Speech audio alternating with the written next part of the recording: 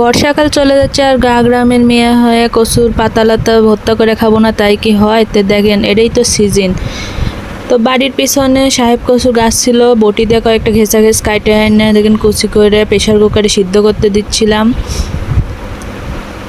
তো আমাদের আঞ্চলিক ভাষায় এটাকে সাহেব কচুর গাছই বলে, আপনাদের আঞ্চলিক ভাষায় কী বলে অবশ্যই কমেন্টে জানাই দিন। তো আজকে রান্না করব বুট দিয়ে আর মাছ দিয়ে।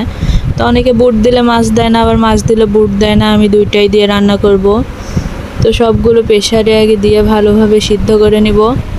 এরই ফাঁকে আমি মাছগুলো ভালোভাবে ধুয়ে নিব আর মরিচ পেঁয়াজ ভালোভাবে কাটে নেব। তো এগুলো রেডি করতে করতে দেখেন সিদ্ধ হয়ে গেছে।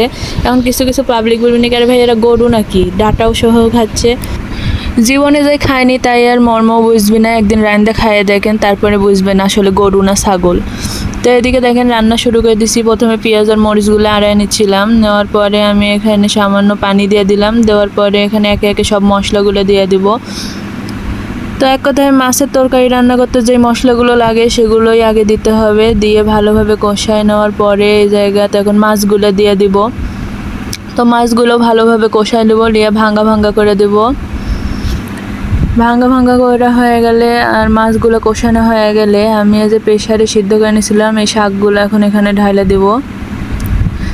দেওয়ার পরে ভালোভাবে নাড়ে চাড়ে এখন আর কোনো ঢাকার দরকার নেই কো, এভাবেই হচ্ছে যে জাল করে যতক্ষণ পানি না শুকায় ততক্ষণ ভালোভাবে লাইড়ে চাড়ে শুকায় নিতে হবে।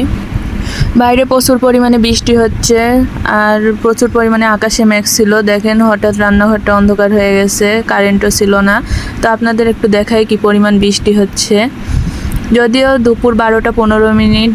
এটা নামায় নেনো আর হচ্ছে এদিকে দেখেন পেঁয়াজ আর রসুন তেলে দিচ্ছি। তো কড়াইটা কোনো রকম ধুয়ে পাকলে লিয়ে এর মধ্যে দিয়ে দিছি আর পাঁচফোড়নটা অ্যাড করে দিন। তো এগুলো হালকা বাদামি রং হয়ে আসলে এই জায়গাতে এখন আমি ভর্তাগুলো ঢাইলে দিব, দিয়ে ভালোভাবে লাইড়ে সাইড়ে এটা নামাই নেব।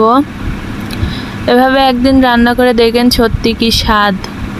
আর সাথে ছিল পাতলা ডাউল, তো এটা এখনও রান্না করা হয়নি, আমি শুধু সিদ্ধ করে নিচ্ছি। তো ভিডিওটা যদি ভালো লাগে অবশ্যই লাইক কমেন্ট করবেন। ধন্যবাদ সবাইকে।